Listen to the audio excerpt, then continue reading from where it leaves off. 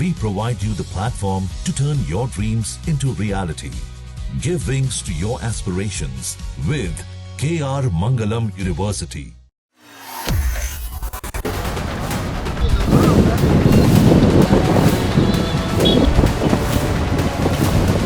बिहार के भागलपुर से ऐसी तस्वीर सामने आई जिसने हर किसी को हैरान कर दिया। आप भी इन तस्वीरों को गौर से देखिए। ये पुल सही सलामत था, लेकिन अचानक से ये दो हिस्सों में बट गया और इसका बीच का हिस्सा गंगा में समा गया। अब ये पुल पूरी तरह से ध्वस्त हो चुका है। जिस पुल से हजारों गाड़ियां गुजरती थी, अब ये पुल पूरी तरह से बंद है, जिससे लोगों को काफी परेशानियों का सामना करना पड़ रहा है। लेकिन सबसे बड़ा सवाल ये है कि आखिरकार ये हादसा हुआ कैसे।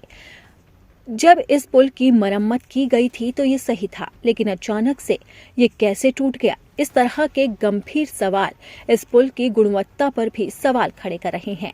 ये पुल है विक्रमशिला सेतु और इसके ध्वस्त होने से अब चिंता और बढ़ गई है। अगुवानी सुल्तानगंज गंगा पुल सबसे ज्यादा सुर्खियों में रहा है। करीब 1710 करोड़ रुपए की लागत से बन रहे इस पुल का निर्माण एसपी सिंगला कंपनी कर रही है और इसके बाद अब विक्रमशिला पुल गंगा में समा गया है। पुल का करीब 33 मीटर हिस्सा गंगा में बह गया। ये हिस्सा पुल के शुरुआती भाग में स्थित था, जहां अचानक धंसाव की स्थिति बनी। हालांकि राहत की बात ये रही कि समय रहते यातायात को रोक दिया गया, जिससे किसी तरह की जनहानि नहीं हुई। इसके बावजूद इस घटना ने स्थानीय लोगों की चिंता को और बढ़ा दिया है। लगातार हो रही इन घटनाओं ने साफ कर दिया है कि निर्माण कार्य में कहीं न कहीं गंभीर लापरवाही हो रही है। विशेषज्ञों का मानना है कि या तो निर्माण सामग्री की गुणवत्ता में कमी है या फिर तकनीकी मानकों का सही तरीके से पालन नहीं किया जा रहा। इसके साथ ही निगरानी तंत्र की कमजोरी भी सामने आई। समय समय पर निरीक्षण और गुणवत्ता जांच की प्रक्रिया मजबूत नहीं होने की वजह से इस तरह की घटनाएं दोहराई जा रही है।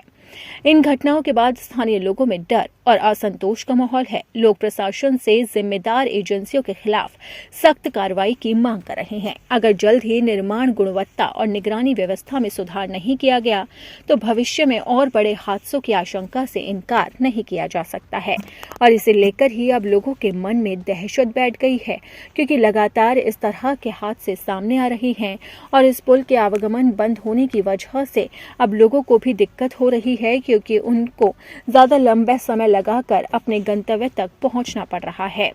हालांकि अब लोगों ने इस पुल को ठीक करने की मांग भी उठाई है और इसी बीच में गंगा के बीच में घाटों पर नाव और बड़े जहाजों का परिचालन शुरू कर दिया गया है। बाबूपुर घाट और बाराबारी घाट से उस पार जाने के लिए नावें चलाई जा रही है, जिससे यात्रियों ने थोड़ी बहुत राहत की सांस ली। लेकिन लगातार गिर रहे ये पुल सवाल खड़े कर रहे हैं, आखिरकार इसका जिम्मेदार कौन है।